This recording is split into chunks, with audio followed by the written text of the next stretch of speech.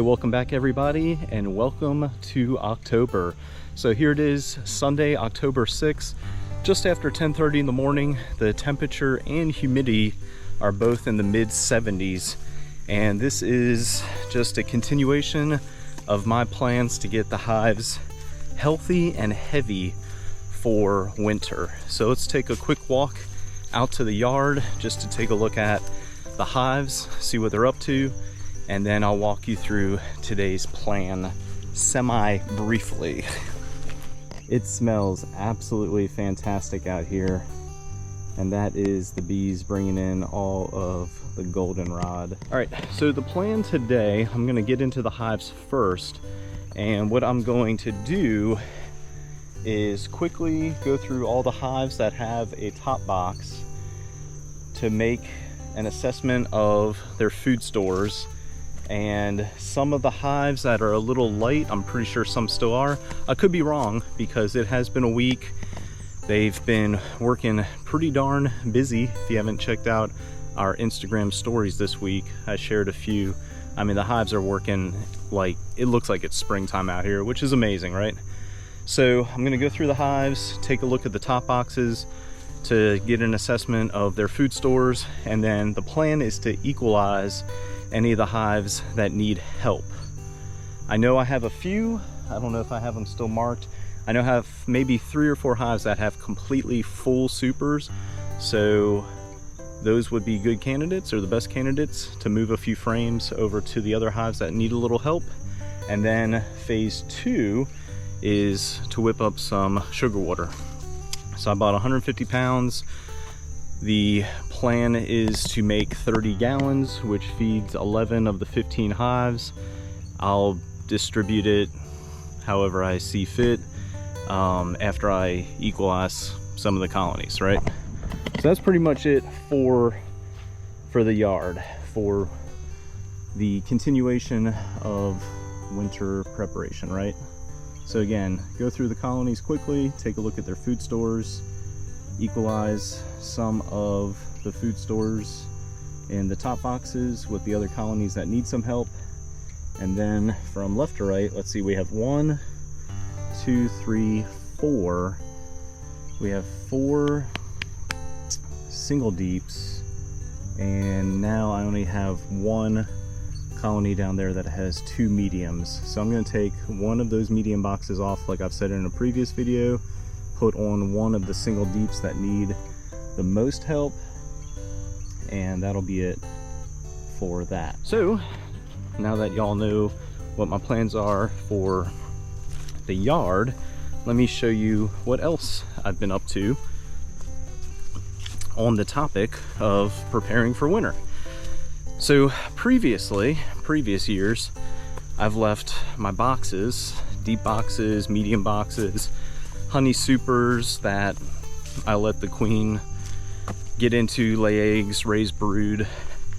The point being, I left boxes out in the yards years prior, and sometimes the wax moths get to them and sometimes they don't. I think last year I got kind of lucky, but I don't want to continue to roll the dice with the wax moths, and I decided for the first time to store my equipment, now that I have a little more space thanks to the shed, to store my equipment what I'll say is the more proper way, and that being using some paramoth, which I just ordered the other day. It'll be here this week, but I went through, cleaned out the boxes, and this is me just drying them out because the temperature and humidity in here is 78 degrees and about 40%, so pretty dry. So this is me just drying them out with some airflow blowing onto them, and once the paramoth comes in, I'll stack them, store them, and then that is the best I can do. That's the best I can really think of to keep the wax moths out, so I don't potentially lose what, 1, 2, 3, 4, 5, 6 deeps and 4 supers. So that, as long as everything goes right, rolling into the spring, make some splits, I mean, that should be real quick and easy going with the amount of drawn comb and boxes that I have.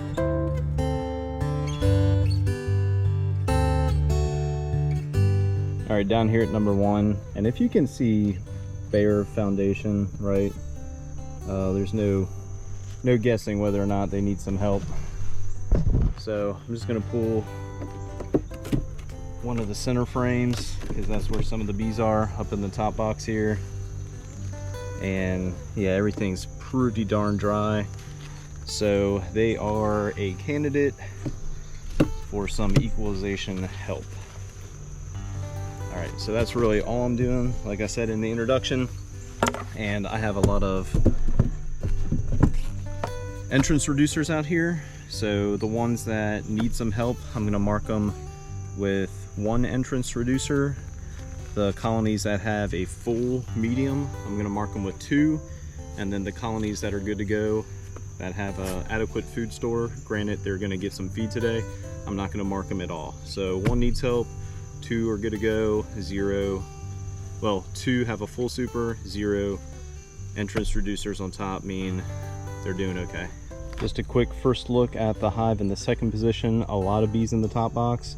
I'm pretty sure I did not top super, meaning the full super should be this one right on top of the brood chamber. I could be wrong, but the reason I'm saying that and the point I'm trying to make is it looks like they may have done some pretty nice work up in this top box. So let me pull the inner cover off, and then of course I'll show you anything worthwhile. All right, this box is heavy. So I may have top supered, I'm not 100% sure, but I mean, they are doing a nice job bringing in the nectar for the fall. I took a peek at the bottom one, it looks just as nice, so it's possible they've filled both boxes over the last few months. A little bit of a slower start than I thought for the day. Still down here on the hive in the second position. So I decided to remove 5 frames. That's probably the worst of the frames. The rest have nice draw and comb. And gonna consolidate 5 from the top box into what will be the top box, the top medium box. So 2 or 3 of these frames had some pretty nice brood, like very nice brood. I went through the entire colony looking for the queen just so I could cage her so I know she's safe. Was not able to find her. They are queen right though. There's enough signs, I just couldn't find her between all 3 boxes. So I'm gonna move 5 frames, 5 full frames of honey from that box into this box. And then the plan for this box that should have 5 frames left over is I will most likely put it on this first single deep once I get down there. But right now, just moving some frames over. I'm shaking all the bees off of these frames into this colony just in case I overlook the queen in here, which there shouldn't really be a reason for her to be there if it's full of food, but you never know, right? So I'm just gonna shake the bees off into this box, and that will be it. All right, just finished up. I'd say this is a pretty healthy hive rolling into the winter. And then this box here will get 1, 2, 3, yeah, 4, 5. 4 of those are pretty solid. That last one's maybe a half frame, but all right, that's it for this one. All right, skipping ahead, I'm down here at 19, which is the hive in the 4th position. And the reason I'm getting down here is really just so I can add that medium box. I just took off the second hive. I don't want to leave it out too long because I really don't know it. I don't want to incite any robbing. I banged all the bees off the frames that I transferred over, so I'm confident the queen is not on here at all. And that's it. That's it for this one. I'm gonna feed them just because they have 5 frames in the top box now that can store food. So 1's good, 2's good. Got to get back into, or get into the one in the 3rd position, and then 4 is good to go. So, all right, moving along. All right, just popped the top on the hive in the 3rd position, which is hive number 2. And as you can see, they have a nice amount of bees up in the top box and inner cover. If this is a sign of what the colony looks like and their health and their strength, that is awesome.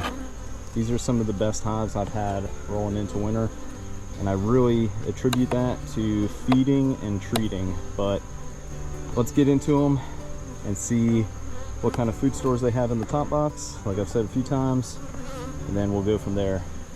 And then I'm gonna mark the hives that I need to feed. So those two, just because I've moved some food stores around. Same thing for number 4. So let's get into 3 and see what's going on. All right, I'm over here on the 5th frame, and so far, all except the very first frame, so 4 out of the 5. Very nice food stores. So far, this seems like a candidate to help equalize another colony. There's some nice brood up here too. So we'll see. Those first 5 frames were looking good. There's the queen right there, very easy to find. Really had high hopes of finding the queen in the previous colony, but I didn't. All right, let's go through the rest of the top box real quick. See how the food stores are looking. So they have about 4 out of the 10. And that one's okay. So I'm going for about half. So if half of, oh wow, man, that's awesome. If half of the top box has nice food stores, I'll leave them be and feed them, of course. And that looks like the case for this one. So I'm gonna mark this one. Let me get through the last 2, but it looks like I'm gonna mark this one with 1 entrance reducer. Yeah, to indicate they need food. Okay. All right, that's it. It's that quick today. All right, down here in the only nuke that I have, the queen's right here under a bunch of bees. She's laying like crazy, so she's still doing good. There she is right there. So I just wanted to take a quick look just to see what they've been up to. But that second to last brood frame, or frame, has a lot of brood on it. And they have a little food on this one. So I'm gonna grab a 1 gallon feeder, slide it in here, and I'll feed them as well today too. It looks like they could probably use a little bit of a boost. All right, down here at hive 14, which is in the 6th position. So just like all the hives so far today. Got a lot of bees in the top box, and it looks like half of this box is being used for food stores. So let's get into them, take a look. But it looks like they have, I mean, I can see down in there. The center frames is what I'm assuming they're using. The outer frames not so much. And I know some of these other boxes have a full super, so I'll probably pull 5 frames in anticipation of probably getting into one of these next ones and moving 5 frames over into this one. Well, no doubt they're queen right. There she is right there on the top bar. Last place I would expect to see her. Nice brood frame right next to this one, so I'm gonna center these, and then like I was saying, one nice food frame there. And like I was saying, once I get into some of these other hives, it'll just make it easy to put the food frames on the outside and keeping the brood in the center. Down here at 17, and about the same thing. So I'm just gonna pull a few frames. I'll probably pull the outer 2 and 3, so 5 total. Just like this one, sit them on top. Take a look at the center, which may or may not have some nice brood. That was the case for the previous one. They had quite a few frames of very nice brood and found the queen up there too. But yeah, pull these 5 frames, set them on top. And again, I know I have at least 2 down there that are full, so I can move 5 from each down to these 2 just to equalize them today. All right, down here at number 5, who has historically been pretty aggressive, but again, today's plan is to simply look at food stores and move some stuff around. So if you can't tell, 5 continues to be a monster. So I'm definitely pulling 5 frames from this one and move it into one of those 2. And I think it's the second to last that has a full super. So here we go. And this is exactly why I am doing this today. So they don't need bees but they need food. So I'm just gonna shake them off and then move the frames down to the other colonies that need a boost. All right, moving right along. Down here, the very next one, which is 15. Hard to tell. It looks like they have a lot of drawn wax, which is good, but you never know until you get into them. 5 is now split. They have 5 full medium frames of food and 5 frames that can use some work. So let's go through this one. They actually don't look half bad so far, especially frames like that. Same thing with the next one, but you never know. So just gonna go through it, and if I can move some frames around, that's what we're gonna do today. All right, down here at 6, nothing really comes to mind other than a lot of bees in the top boxes, but seems pretty common for this time of year. So far the hives are looking pretty good, but you never know until you get into them. So looks like I'll be feeding the majority so far, just because I've moved a lot of frames around to equalize some of the colonies. But yeah, let's get into number 6. That should be quick, the single deep, and then the last 2 colonies with top boxes shouldn't take too long, and then I can move over to start whipping up some feed. All right, it doesn't look like I'm going to be moving too many frames around or out of this. So this was the very first frame right here, no food at all. The center frames have some decent food, and then same thing on the outer frames, not much going on. So I'm going to leave this as is and then just mark them to be a candidate for feed if I don't end up feeding all the hives like I said previously. But yeah, they're about 50-50 with what they have right now. Just going to take a quick peek into the single deep, which is number 3, and they're looking pretty darn good. I'll show you in here in a sec. Yeah, they're looking pretty well. So I might pull a frame or 2 just to look, but yeah, I'm definitely going to feed them. Yeah, they're not doing bad at all. Got some nice brood frames, that's for sure. Let's pull one more frame. Yeah, they're doing just fine. I see a lot of mature larvae and eggs, so no worries at all with this one. Give them a little boost with some feed, and that'll be it for early October.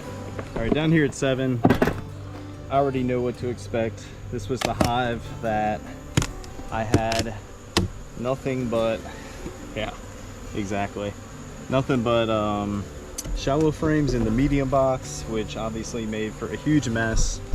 So between this colony and the next colony, I'm just going to equalize them, moving half of these frames over there and vice versa. But I'll pull a few frames, show you it is slap full, or at least it should be, and then I'll kind of mark both of them as candidates to feed today. Yeah, it's exactly what I was talking about. So that's the second frame.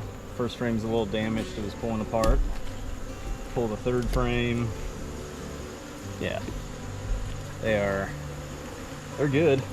A strong colony. So I'm just gonna pull 5 frames out in preparation for the next colony. Shake the bees off, of course. Yeah, they're looking good. And that's it. And then I can spend the next few hours whipping up some feed. And that should take care of the colonies for the most part of October. In anticipation of moving things along, got the last colony opened up, as you can see. Again, just gonna pull the first 5, shake the bees off, move them over into this colony. I'm gonna center them. So for this one, I'm just gonna push these 2 over to the right, leave the other 2 in place, and then do the same thing over here. I'll show you all that as I'm wrapping it up, but just wanted to give you a quick overview of what I'm doing between the last two colonies here. It's just after 12:30. Just finished going through all the hives, equalizing the top boxes as y'all saw, and it's a little chaotic right now. I also pushed down the entrance reducers, the mouse guards that kind of double as an entrance reducer. I'll give you a close-up view of that if you didn't catch the previous video. And I am just looking around because the second to last hive is going nuts. But since I'm finishing up out here in the yard, let's do our traditional drive-by of the hives. So these hives up here, you know, they've calmed down for the most part. It's been the better part of probably close to 2 hours since I've gone through them. But as we pan down to the far side of the hive, considering I just finished up with them, actually let's just walk down there. It's a little more chaotic. So yeah. But yeah, no kidding. Pretty good time. Weather feels great. Again, I'll give you a close look at these mouse guards slash entrance reducers here in a second. But yeah, that completes phase one of today, which again was to go through and equalize the top boxes for those hives that have a top box. And I feel good about moving the second colony's double medium setup. I feel good about splitting that and pushing that medium over to one of the single deeps. That's been the plan. Over the last few months, it was just a matter of doing it. So before I get out of here, number 13 is right here. But yeah, this is what I'm talking about. So mouse guard portion, right? But it does reduce the entrance almost in half if I, without measuring. And these are pretty cool. I might just keep them on all year because it doesn't get any easier than protecting your hives from mice and reducing the entrance just by sliding it down. All right, time to whip up some sugar water.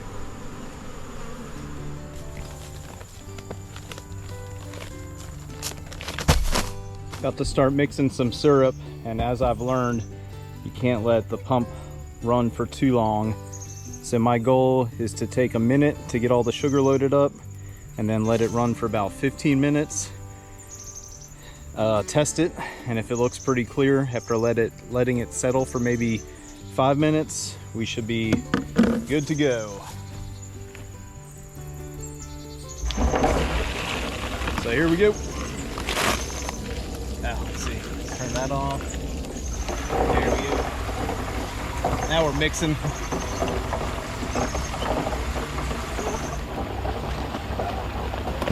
So I'm gonna add 3 bags plus maybe 12 pounds, so about anywhere from probably close to 85 to 90 pounds of sugar with 10 gallons of water. And I'm gonna do this twice in order to feed all the hives for early October. All right, that's that. 3 bags plus half a bag made maybe around 18 gallons, which is exactly what I wanted. Again, just gonna let this run for about 15 minutes. Test it after letting it settle, and we should be good. Well, this is disappointing. I walked out here just in time to hear it shut off after only 15 minutes. So the circuit didn't trip. This is a little warm. That's not, the plug is. Still trying to, that's a little warm. Still trying to figure out the best way to use this thing. Initially, if you didn't catch that first video back in June, I let it run for 45 minutes. Well, I had a timer for 45 minutes and it cut off at 40. But I'll tell you this much, that is the thickest sugar that I've ran through it. So I wonder if that has something to do with it. So I'm just gonna let it cool off for about 20 to 30 minutes, come back out, plug it in, and as soon as I connect power, if it fires up, we're good. I'll let it run for a few minutes, not many, and then get out to the hives to fill up the division board feeders. But first delay of the day. All right, I just let everything kind of cool down for about 30 minutes. Quick test, it's pretty darn clear. I'm about to turn it back on, see if it starts up. Hopefully it starts up, right? And then maybe let it run for not long. Let's see, 30-minute cooldown. There we go.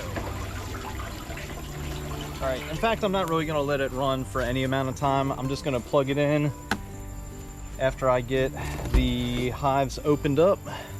And then between plugging it in and getting started, should be enough time to get everything circulated again. And that should be it. So the only thing I can think of is, because the sugar water is the thickest mixture I've made so far, is why the pump only ran 15 minutes before shutting off. Otherwise, I'm not really sure why it shut off so quickly when, again, it's ran for up to 40 minutes before shutting off. So quite the mystery. All right, let's get over to the yard, open up the hives, get everything prepped, and then get the first half fed.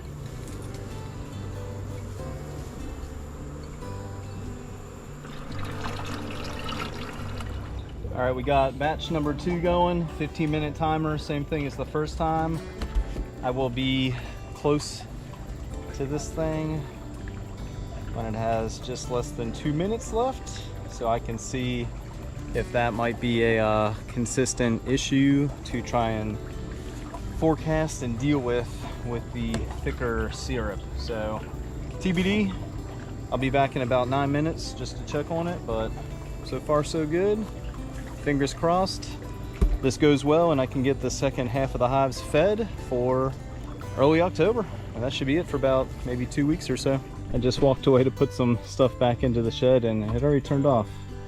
This time after 8 minutes. So as you can imagine, that is pretty frustrating.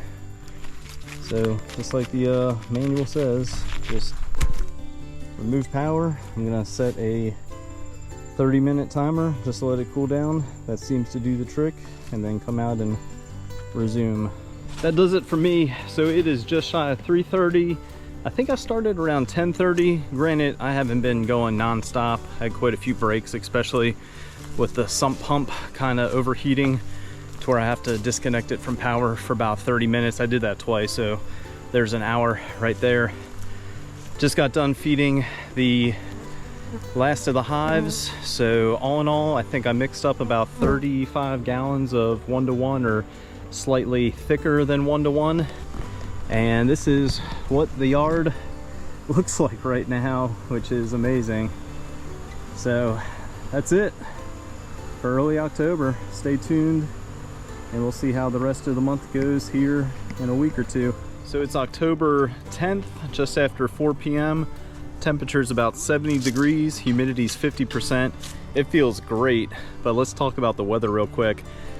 So the 10-day forecast, right, leading into about the middle of the month and the third week, we have a few lows. In fact, next Thursday's low is 42. However, the highs are still anywhere between the low 70s all the way up to 81 on Monday. So it's almost like a light switch went off and it's like, boom, here. Welcome to fall, but we still have a few warmer days. So I am out here to treat the hives with some oxalic acid. I'll show you a few clips of that if you have not seen me do that before, but this is the 4th of 5 treatments. So the last treatment is going to be next week, October 15th, and they will be good to go for the fall. And in fact, right before I get the smoker lit, I'm just going to slide the top box over on the hive in the first position, which I think is hive number 16. And the reason I'm going to do that, 1, because I'm out here, and 2, historically throughout this season they have been very reluctant to take any sugar water. So considering the rest of the hives have been eating up the 2.5 gallon sugar water in about a week, I fed everybody on Saturday or Sunday, I think, so it's been about 4 to 5 days. It should be practically empty, or at least not full, right? So that's what I'm looking for, and I'll show you that, of course. And then I'll probably open up the hive right next to it, which I will not be surprised if they've consumed the majority of the sugar water in the last week, right? So for whatever reason, again, that hive in the first position just has been I don't know, just really slow going and very reluctant of all things to take any feed. And that's about it. So let's get the smoker lit, get my gloves on, InstaVap fired up, respirator on, and let's get started. All right, well, the InstaVap's heating up. Let's just pop the top. Yeah, no kidding, same thing. This is kind of strange. So they still have practically all the sugar water I gave them. I'm gonna get into this hive here in a second and take a look at that one just to compare. Yeah, I don't know what to make of it. No kidding. A lot more bees over on the feeder, and I can't even see down in there. But I wouldn't be surprised if it's pretty much empty. So the mystery continues with number 16 and feeding them. All right, yeah, I just wanted to show you something while we wait for the InstaVap to heat up. So I purchased the DeWalt battery option. They have a few options if you look at their website. But come to find out, through the power of Amazon, they make adapters for practically every aftermarket battery out there. And this is a Rigid battery. So I bought a DeWalt to Rigid adapter for maybe around 20 bucks, and it just allows me to use a lot more batteries than just DeWalt if you have a limited supply. And if I sound like Darth Vader, here's why. Wear your PPE, people. I mean, no kidding, in all seriousness, with oxalic acid, I mean, read the label, PPE for sure. At a minimum, use a half mask. The pink and the yellow filters are the appropriate ones for organic matter, is what it's listed as. A full face shield would be better, of course, but at a minimum, you should be using a half mask with the right filters, because you definitely don't want to breathe this stuff in. And you'll know, even if you keep your distance with, you know, however the weather is. For instance, it's pretty windy today, even back here. You'll know if you inhale some of this stuff, because it'll choke you up. And for all my military friends out there, it basically feels like the gas chamber. Not to give you all PTSD or flashbacks, but that's how bad it chokes you up. And it chokes you up quickly, so obviously you want to limit your exposure to this. So this thing comes to temp pretty quick. I can treat all 15 or 16 hives in about maybe 20 minutes tops, about a minute per hive, give or take. But it's pretty quick, and it's an investment, that's for sure. I think they retail for about 450, maybe 500 bucks. There's quite a few distributors these days, but the gentleman that designed it is out of the country of Hungary, and engineering background for sure, you can tell, because this thing is awesome. So once it gets up to temp, if I haven't showed this in previous videos, you just take your plunger, set to from anywhere from 1 to 4 grams. So for this configuration, a deep box with a medium, I do 3 grams. Just take your oxalic acid, and I'll show you this in a second. Hit the plunger, pop it in, press it down, close up the entrance, of course, and again, in less than a minute, your hive's treated. So very effective, very efficient use of time. A little expensive, but I guess the question is, you know, how valuable is your time? All right, this thing's about to go. I'll show you the first one, the first treatment, and the rest are the same, but just wanted to share that with you. Again, this is the 4th of 5th treatments for October, and they should be good to go for the winter. They just plunge your oxalic acid, insert it. The temperature will drop to about 400, and you'll definitely know if it's working, that's for sure. I'll try to seal the shop towel as good as possible. You'll have a little leakage, which isn't a big deal. And then once the temperature comes up to 445, you're all set. And then just a matter of moving on to the next one, which you can see I already placed the shop towel. I'll smoke them a little bit just off the entrance. And then it's just a matter of grabbing the InstaVap, moving it over, putting some more OA in the plunger, and that's it. Actually, since it's almost done, I'll just show you exactly what I do. It's pretty quick, so really can't ask for much more.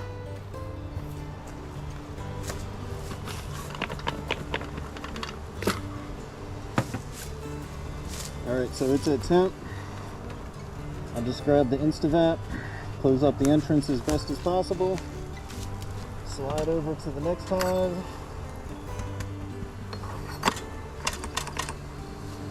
and that's it. The cool thing is, after a half minute or so, you get to see the field force come back, and it's kind of interesting way to gauge how strong a hive is. Alright, maybe I'll show you the last one as I'm wrapping things up, but that's all there is to it.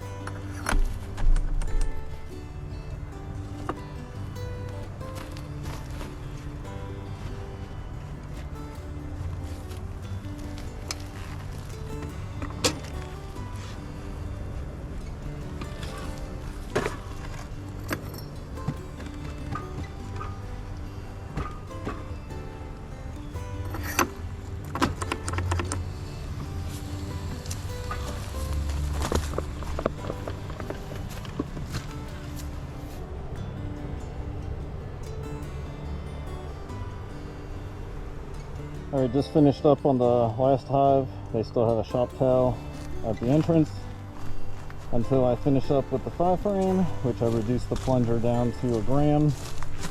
And as you can see, this is almost done. I'll close up the entrance for a few minutes, grab the shop towel from the last one, slide the entrance reducer down. These entrance reducers from Hoover Hives, the ones that are included in their products, very nice. Extremely easy to use, which is why I like them. Alright, well, that's done, so am I. I've never done this before, but let me give you an inside the hive perspective of how much 3 grams is coming out this thing. I mean, that is a lot of oxalic acid that gets heated up very quickly. Sublimated, actually, not vaporized, which means it takes a solid into a gas. But yeah, holy smokes, that is a lot.